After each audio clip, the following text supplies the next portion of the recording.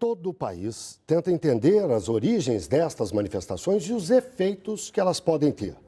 Para entender isso melhor, eu converso agora com dois jovens intelectuais. Aqui no estúdio, em Brasília, está o historiador Yuri Franco.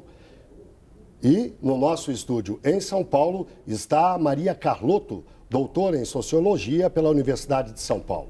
Eu converso primeiro aqui com o Yuri. Yuri, eu te apresentei como intelectual, mas eu estou em dúvida se diria dizer que se você é também um manifestante. É verdade? Você participou das manifestações? Com certeza. Ontem eu estava no ato aqui em Brasília, que foi em defesa do Tarifa Zero, né, da Tarifa Zero para o transporte público e pelo transporte 24 horas, né? E tenho participado aí nos últimos anos de algumas mobilizações aí. Então a sua análise carrega um pouco de paixão também, mas ela é importante nesse momento. Qual é a origem de tudo isso que a gente está vendo aí e onde é que isso vai parar? Bom, a gente teve uma questão objetiva nessas várias cidades, né, que foi uma série de aumentos em várias cidades por todo o país, que desencadeou uma revolta que tem a ver com o preço da passagem, com a qualidade que muitas vezes nós temos do transporte, né? A gente sabe que é uma constante nas cidades do Brasil, a qualidade ruim, que os ônibus demoram a passar, que eles passam lotados, que eles quebram no meio do caminho.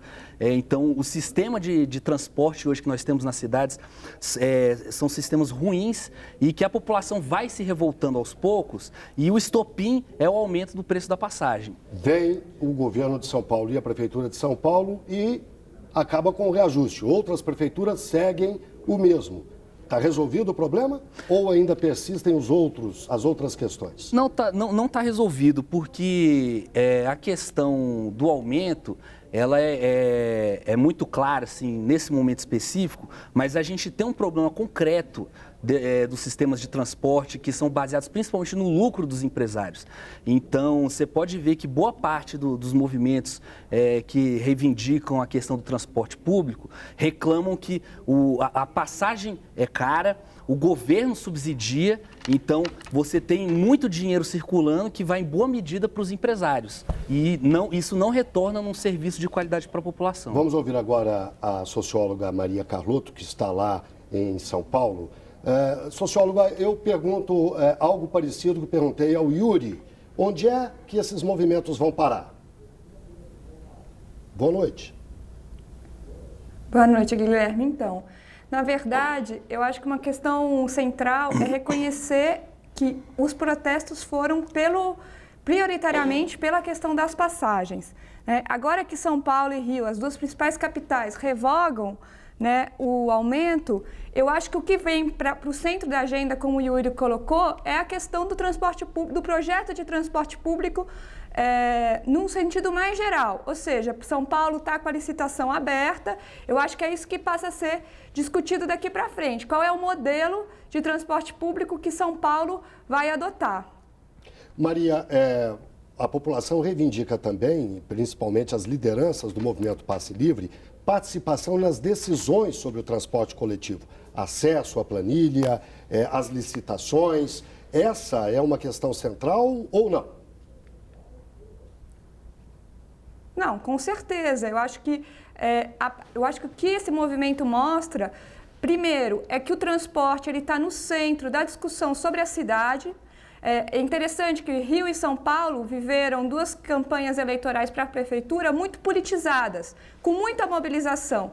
Então, São Paulo a gente assistiu vários festivais, existe Amor em São Paulo, em que a discussão sobre a cidade foi muito intensa durante esse processo, né, eleitoral. O Rio a mesma coisa, a campanha do Freixo colocou muitas pessoas na rua e se discutiu a cidade, até por conta dessa mobilização. E eu acho que o reflexo disso foram esses protestos em relação à tarifa, que mais do que pela tarifa, é sobre o projeto de transporte. E é evidente que se exige mais participação popular, conhecimento sobre as planilhas. Agora, São Paulo é importante colocar isso, São Paulo, nesse momento, a licitação do transporte público está em consulta pública. Eu acho que os movimentos vão se organizar para participar e para tentar influir. Agora, falta informação, né? As planilhas de custo não são, elas estão acessíveis, mas tem muitas questões em aberto. Então, eu acho que o movimento passa a discutir um pouco mais o acesso a essas informações e como vai influir sobre as decisões. Maria, porque o transporte ele é central para a cidade. Além da questão do transporte, foram agregadas às manifestações muitas outras bandeiras. A gente viu de tudo um pouco e principalmente bandeiras muito genéricas. O que está acontecendo? Há alguém interessado em se apropriar desse movimento? O que é? Qual a explicação, Yuri, na sua opinião? Bom, eu acho que foi uma tentativa de setores conservadores da nossa sociedade que primeiro criminalizaram os movimentos, então chamou de vândalos, esses baderneiros, vários adjetivos tentando desconstruir essas mobilizações e não conseguiram. Então, na medida em que o movimento crescia, aquele velho ditado, né? Se não pode vencê-los, una-se a eles.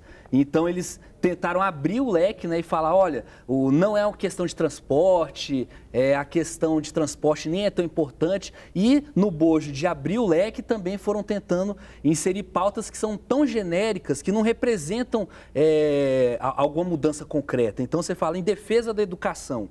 Todos nós somos em defesa da educação, mas... Contra a corrupção. Exatamente, contra a corrupção. Mas quais são as propostas objetivas? Por exemplo, no caso da educação, muitos dos setores que ficam falando que temos que defender a educação são os mesmos setores que são contra, por exemplo, a inclusão que foi derrubada no Congresso Nacional pelos setores conservadores, de que 100% das verbas, dos royalties do petróleo, do pré-sal, fossem para a educação. Eles foram contra, mas também foram tentando colocar em defesa do país, o Brasil acordou. Em poucas palavras, que setores são esses? Vamos ser mais diretos?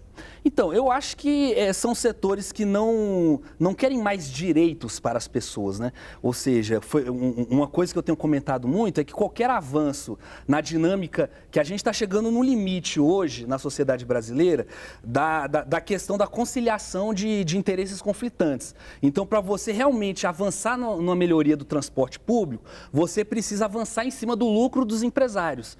Para você avançar nas verbas para a educação, você precisa de mecanismos efetivos de financiamento da educação.